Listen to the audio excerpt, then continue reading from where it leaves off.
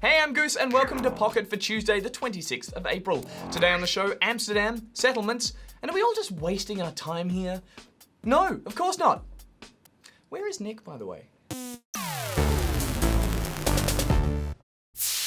Alright, here's what's been making headlines. The legal dispute between Ubisoft and Assassin's Creed creator Patrice Désilets has been settled. Désilets filed a lawsuit in June of 2013 seeking $500,000 and full rights and ownership of an in-development game called 1666 Amsterdam. Désilets had spent 2 years on the game with THQ Montreal before the studio was snapped up by Ubisoft.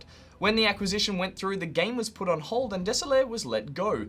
Patrice claims he had a contractual right to purchase the game back from Ubisoft, but they argued that any contracts signed with the now defunct THQ were non-binding. Now, after nearly 3 years of battling, Ubisoft has conceded and granted Désilets full creative and business control over the IP. No mention of that $500,000 though, so I guess everyone's a winner?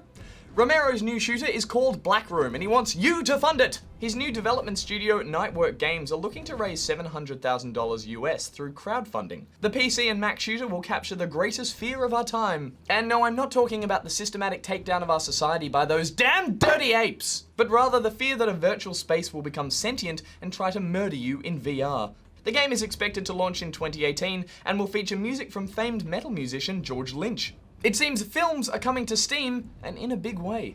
While a few smaller independent films already exist on the service, Hollywood film publisher Lionsgate are getting on board. The studio has formed a partnership with Valve that allows users to rent over 100 movie titles, with many more planned for the future. Most of the rentals cost $3.99 US and will be available to stream for 48 hours after purchase. So now when you rage quit a game, you can seamlessly transition to the warm romantic tale of a dead guy and a wolf trying to procreate with the scariest creature of all, Kristen Stewart.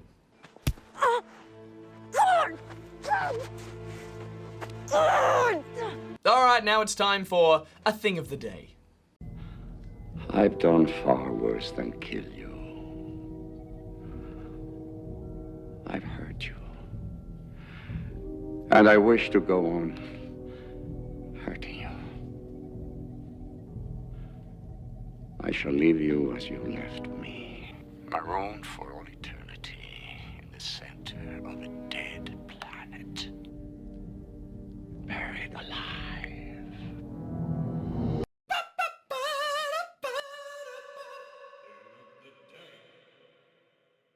YouTube pranks rarely play well, but Ice and Jam has found a nice little corner of the market making prank calls using video game character soundboards. His latest effort is trying to pick up social services workers as Fallout 4's lovably irritating Preston Garvey. There's something I need to ask you. Okay. I was wondering if that maybe you'd realized that you could love me back. Oh. I shall leave you as you left me, marooned for all eternity in the center of a dead planet, buried alive.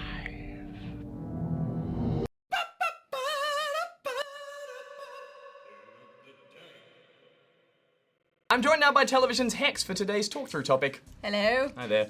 And today's comes from the Roy Teal 96, who says, depressing question, I know, but have you ever felt video games were a waste of time? Like, you could be doing something a bit more productive. I know it probably doesn't bother people like you, Barjo and Hex, who get paid to play video games, but maybe earlier in your life, did you ever feel that way? Hex, were you ever told to stop playing video games and to do something else? That was pretty much my entire childhood. Oh, good. So, yeah, I don't think it's a depressing question. I think it's a great topic.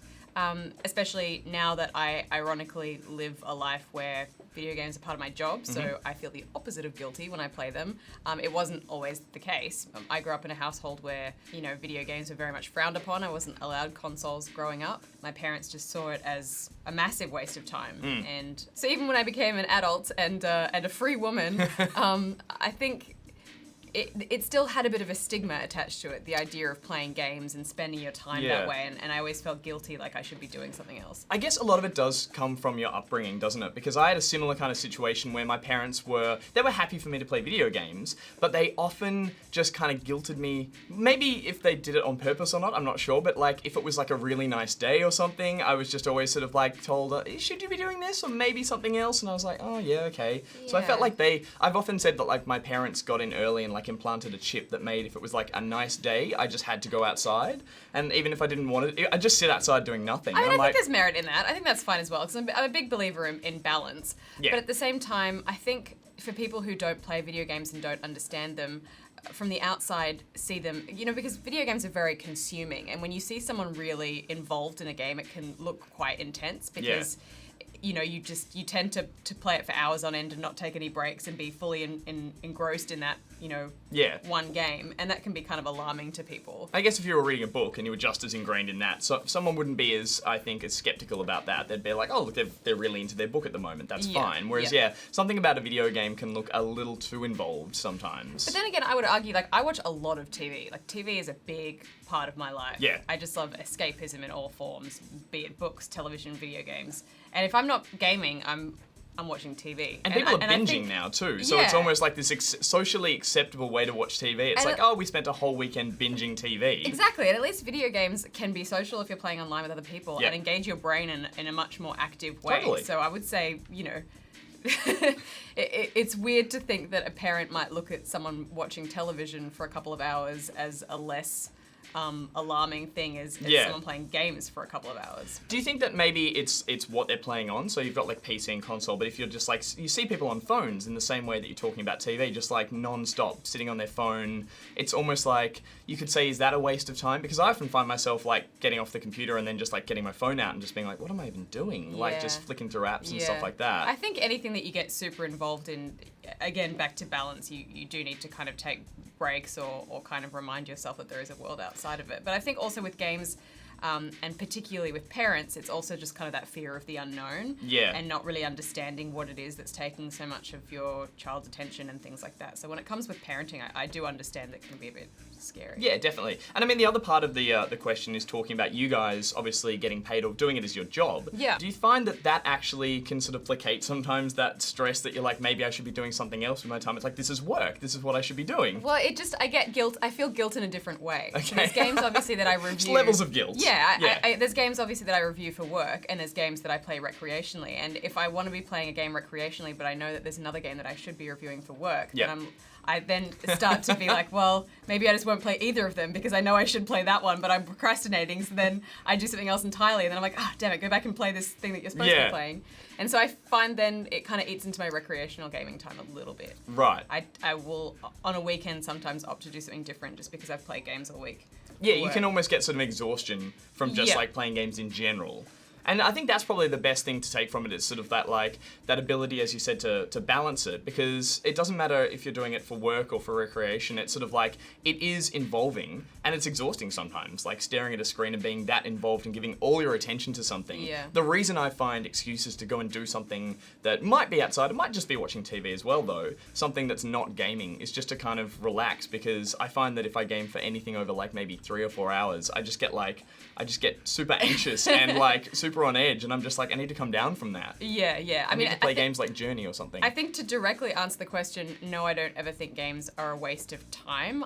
But I think like all forms of media, it's just about balance and not kind of allowing yourself to be too consumed by any one thing. And I would flag MMOs in that category, because I think MMOs are the one game that, with their daily quests and all of the grinding and the fact that other players depend on you for raids and things like that, there is something about the way those games are designed that really do kind of eat your life in a way that other games don't. Yeah, and the way you touch on daily quests or things that ask you to keep coming back. That is scary territory, because and it's that is the stuff thought that of not having the right gear to be able to assist your team, in the raid, and falling behind and letting people down. It puts a level of stress on you that makes it kind of more like a job than a game, and I'm really wary of that kind of thing, and I would caution against that. Well, today you've got games as well, with notifications as well, so they can get on your phone and they can tell you, it's hey, this has happened, so you can jump back in. Whereas back in my day, which I love saying, but you could just put the console in a cupboard, or which my mum would often do, and that was the way of just out of sight, out of mind kind of thing. Whereas now it's your devices will start pinging and you'll get emails and things. I got an email from Ubisoft once that was hey, looks like you haven't played this game in a while. I was like, how did you get my email? And so it is kind of scary that there are new ways that they can get you to come back into the game even when you don't want to play them. Yeah, I think at the end of the day, like we said, it's just all about balance. So, games aren't a waste of time. You just need to make sure that you value your time enough to spread it around lots of different things. Yes, some good life advice there. All right, that's it for today's episode of Pocket. Do you ever feel gamer guilt, or are there any games that make you feel guilty in particular? Let us know in the comments below. And while you're on the internet, check out Good Game on Facebook, YouTube, and iView. Want to meet fellow Pocketeers? Then join the Pocketeers Facebook group and Steam group. You can follow Good Game on Twitter at GoodGameTV, follow Pocket at NickBoy, at Pierreth, at GGEditMonkey, and at SamGee. She's at HexDef, I'm at Goose Mangus, and there's links to everything I said in the description below. All right, Hex, Good Games on TV tonight. What's on the show? Yes, we have Stories, The Path of Destinies, Banner Saga 2, and a profile on game-themed jazz musicians, The Consoles. Groovy field story. All right, that's at 8:30 p.m. on ABC2. Today's Thing of the Day graphic was by Mallard Man. If you've made a thing, please send it in. Nick Boy will be back tomorrow, but until then, Goose out.